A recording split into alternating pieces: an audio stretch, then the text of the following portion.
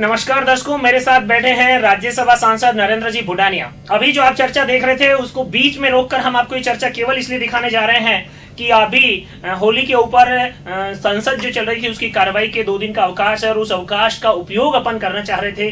नरेंद्र जी का परिचय करने की जरूरत नहीं है। नरेंद्र जी यहाँ लोहिया कॉलेज छात्र संघ के अध्यक्ष रहे, दुधवा खरा के सरपंच रहे, 3 बार यहाँ से लोकसभा के सांसद रहे, 1 बार सरदार शहर से विधायक रहे और अब लगातार 2 बार राज्यसभा के सांसद हैं। इतना बड़ा राजनीतिक जीवन है। छोटे से छात्र जीवन से जो राजनीति शुरू की थी, आज वो अपने लगभग पूरे उन यात्रा के कालखंड की चर्चा यहाँ हमारे साथ भी करेंगे, आपके सवालों का उत्तर देने की कोशिश भी करेंगे। लेकिन अभी लोकसभा की जो कार्रवाई चल रही थी उस कार्रवाई में नरेंद्र जी ने इस बार पहली बार एक ऐसे विषय को उठाया जो महिला सशक्तिकरण के लिए सरकार प्रयास कर रही है। उस प्रयास में इनके उठाए गए बिंदु को रेल मंत्री ने हूबहू उसी स्वरूप में स्वीकार किया और हमारे स्टूडियो इन सारी बातों के लिए आप पधारे। नरेंद्र जी, सबसे पहले तो आपका स्वागत है और हम आपसे ये जानना चाहेंगे कि ये आपके मन में जो सारा विषय चल रहा था रेल मंत्री के दौरान, बजट के दौरान आपने जो वापस चर्चा की रेल बजट की चर्चाओं के दौरान, और उसको फिर रेल मंत्री ने संशोधित रूप से एक्सेप्ट कर लिया कि बिल्कुल ये बात लागू की जाएगी।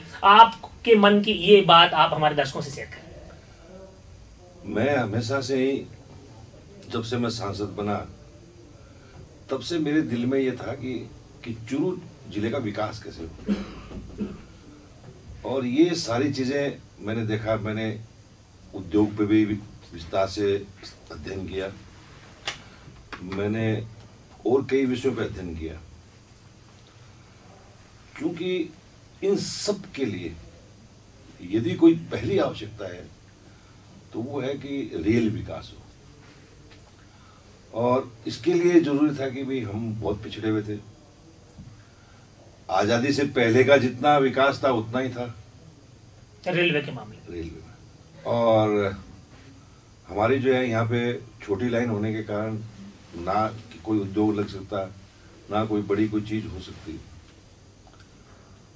पूरे देश में जब इसका अभियान चल रहा है और ज्यादातर हिस्सों में हो चुकी है और हमारा क्षेत्र एकदम से अलग थलग हो गया, कट गया, इसलिए मैंने ये सांसद बनते ही सबसे पहले मैंने ये हाथ में लिया कि रेलों का विकास होना चाहिए। दूसरा मैंने लिया संचार का, कि आज जब मैं सांसद बना था तब जब मैं दिल्ली से यहाँ फोन करता था तो 3-3, 4-4, 5-5 घंटे तक इंतजार करना पड़ता था। तब मैंने यहाँ पर जो है ये सारी इन 2-3 चीजों का मैंने काम हाथ में लिया, एस्टेब्लिशमेंट कराया। सबसे पहले मैंने कई गाड़ियां चलाई यहाँ पर, और जब गाड़ियां चली उसके बाद में मैंने ये ब्रॉडगेज का मुद्दा हाथ में लिया। 97 के बजट में ये हम बजट के अंदर जो है हम लोग इसमें सफलता कर पाए कि बजट में इसकी घोषणा हुई छोटी लाइन से बड़ी लाइन करने की। और तब मैं बड़ा खुश हुआ कि भाई अभी एक चीज की शुरुआत हो चुकी है, तो जो चीज शुरू होगी वो हमेशा वो पूर्ण भी होगी। मैंने जो है इसके साथ साथ में नई रेलगाड़ियों का भी मैंने जो है कुछ रखा कि भी सामाजिक विकास के क्षेत्र के लिए जरूरी है कि भी इन जगहों पे ट्रेन भी चलनी चाहिए। मैंने नए रास्ते भी सुझाए भारत सरकार को, जो आज उनमें जो है काफी प्रगति हो रही है। बजट में बराबर उनका नाम लिया जा रहा है। लेकिन इन सब चीजों के साथ साथ मेरा पूरा परिवार, मेरे ग्रैंडफादर थे जो बहुत बड़े फ्रीडम फाइटर थे, वो हमेशा ही लड़कियों की शिक्षा के लिए हमेशा उनके मन में रहती थी और वो इस बात का प्रचार करते थे। और मेरे दादाजी, मेरे पिताजी, मेरे परिवार से मुझे मिला कि छात्राओं का पढ़ना जरूरी है, उनकी शिक्षा जरूरी है। और पार्लियामेंट के अंदर देश की राजनीति में हूं तो हमारा बड़ा सौभाग्य है कि कांग्रेस की अध्यक्ष और जो यूपीए 2 की चेयरपर्सन है आदरणीय सोनिया गांधी जी और राहुल गांधी जी, ये दोनों जो है युवाओं को और विशेष तौर से लड़कियों को शिक्षा के मामले में सशक्त करना, उनको आगे बढ़ाना, उनकी लड़ाई लड़ना, वो उनसे मुझे प्रेरणा मिली। और इसी प्रेरणा को लेकर के मैंने मैंने पहले भी कई पत्र लिखे इसके बारे में, लेकिन तब वो बात समझ में नहीं आई। इस बार मुझे मौका मिला, और मौका भी मुझे सदन में उस टाइम मिला जब उस दिन अंतर्राष्ट्रीय महिला दिवस था। जी जी जी।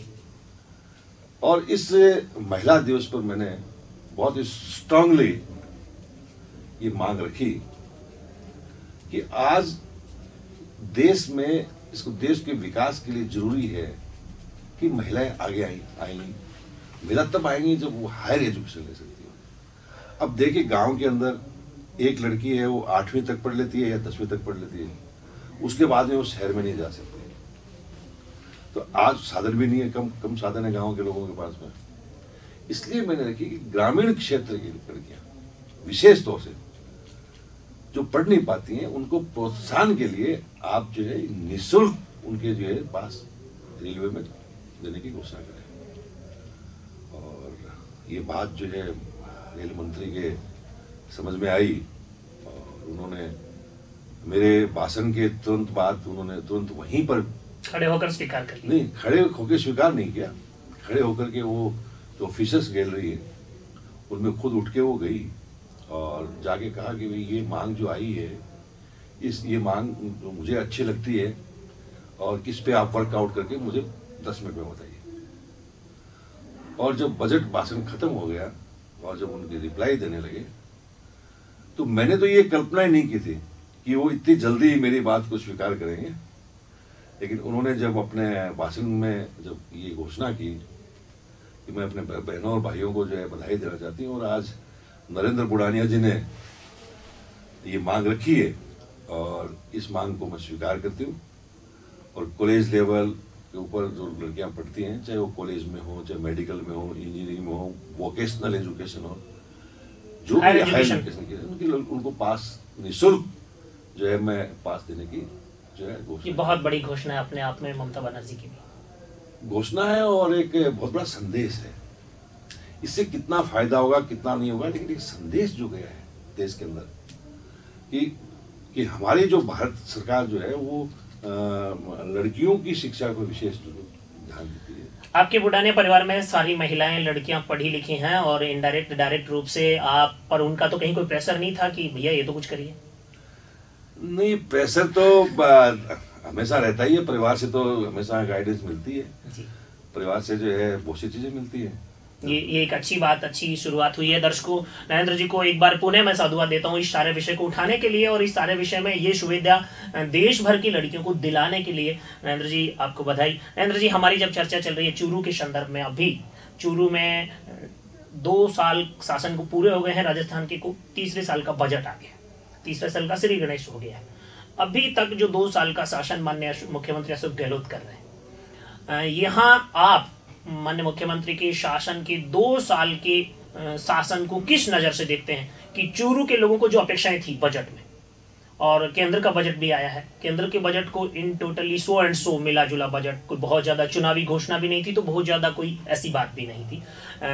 जनता की अपेक्षा तो कभी पूरी नहीं की जा सकती, लेकिन बजट में 100 करने की कोशिश की है। यहां पर राजस्थान में जो बजट आया है उसमें 2 बिंदु ऐसे थे जिन पर सरकार अगर कुछ करती तो महंगाई काबू की जा सकती थी। और नरेंद्र जी, पत्रकार के नाते मैं आपसे सवाल कर रहा हूं, आप एक सांसद के नाते, कांग्रेस के वरिष्ठ राजनेता के नाते, बीकानेर डिवीजन के बहुत बड़े नेताओं में से आप हैं। एक बात ये थी कि एक तो पेट्रोल और डीजल पर राजस्थान में वेट हरियाणा और दिल्ली के बराबर किया जाता, तो एक तो ये जो पेट्रोल डीजल की स्मगलिंग के प्रकरण अपराध के बन रहे हैं ये कंट्रोल होते। एक दूसरा बिंदु था कि राजस्थान में आबकारी नीति की खूब खुली आलोचना माननीय मुख्यमंत्री अशोक गहलोत करते आए, लेकिन आबकारी में भी आज चूरू जिले में पिछले दिनों यहाँ पर एडीजी राजस्थान पुलिस आए थे जसवंत संपत्रा, उनसे भी चर्चा हुई थी, उन्होंने भी इस बात को स्वीकार किया था कि यहाँ अपराध बढ़ा है और इसी फील्ड में बढ़ा है। आबकारी की स्मगलिंग का अपराध बढ़ा है, दारू की स्मगलिंग का अपराध बढ़ा है। अगर हरियाणा और चंडीगढ़ का जो आबकारी पॉलिसी है उसके बराबर राजस्थान का भी वेट अगर कर दिया जाता, मूल्यों का जो अंतर खत्म हो जाता, तो ये स्मगलिंग भी रुक जाती, ये अपराध भी रुक जाते। सरकार ने इस सारे विषयों पर, अभी तो विधानसभा चल रहा है और विधानसभा चल रहा है और बजट भी अभी क्योंकि घोषित हुआ और उसकी सारी बातें उत्तर होने के बाद फाइनलाइजेशन इंप्लीमेंटेशन आएगा, आपको नहीं लगता कि ये 2 बातें हैं जिन पर आपकी सरकार को, प्रदेश की आपकी सरकार को कहीं न कहीं सोचना चाहिए? देखिए, बात सही है कि आज जो विशेष तौर से हमारे जिले की बात करें जी बिल्कुल, सीमावर्ती जिले हैं। तो हमारा जो जिले के अंदर जो अपराध जो आया है वो हरियाणा के रास्ते से आया है, और उसका माध्यम जो है वो हरियाणा की शराबबंदी जो है, हरियाणा की शराब की वजह से समझ लीजिए। और ये स्मगलिंग जो करने वाले ये तो रास्ता निकालते हैं जी। पहले चने की स्मगलिंग होती थी जी, बाजरे की स्मगलिंग होती थी, गेहूं मोट की स्मगलिंग होती थी, गुड़ की होती थी, हर चीज की जो स्मगलिंग करने वाला है वो तो रास्ते निकालेगा। अब ये सही है कि शराब की वजह से हमारा यहाँ क्राइम बढ़ा है।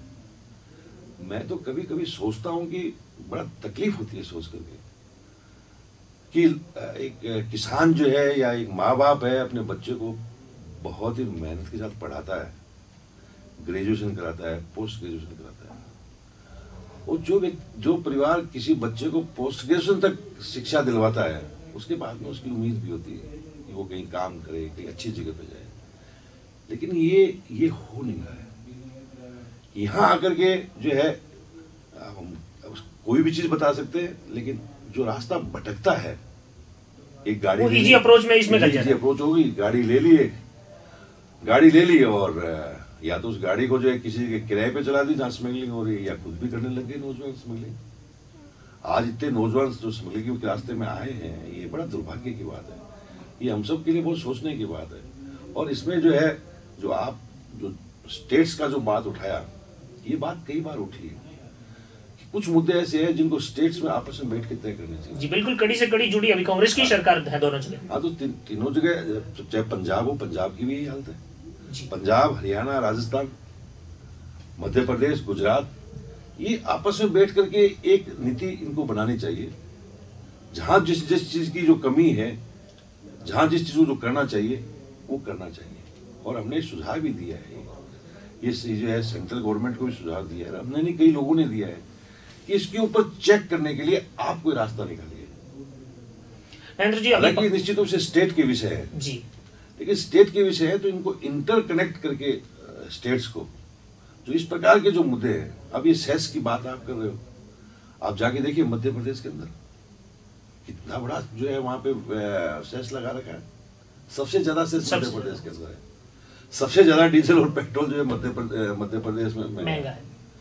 और वहां पर जो है लोगों ने बहुत लोगों ने इसको उठाया मुद्दे को, लेकिन वो नहीं कर पाए, क्योंकि इसका कारण ही स्टेट्स में आपस में कहीं जो है इंटरेस्ट। नरेंद्र जी, एक बिंदु है जिस पर आप राज्यसभा के सांसद नाते पार्लियामेंट में एक क्यूरी कर सकते हैं कि जो कुल देश भर का क्राइम होता है, उस क्राइम में ये जो पेट्रोल डीजल की स्मगलिंग का कुल क्राइम रेशो कितना बड़ा है जब से इसके सेस डिफरेंसेस बढ़े हैं। एक दूसरा आबकारी के जो डिफरेंसेस है, petrol diesel totally central government का प्रोजेक्ट है, क्योंकि सारा आयात पर आधारित सारा काम है, और सरकार अगर उसमें कोई पॉलिसी बनाती है तो देश भर में उसमें समानता बनी रहे, ये केंद्र सरकार से देश के आम आदमी की अपेक्षा है। यही आबकारी का मामला है। आबकारी में भी जो सारा सिस्टम एक्साइज की जो ड्यूटी है, सारा का सारा पैसा सरकार के पास ही जाना है।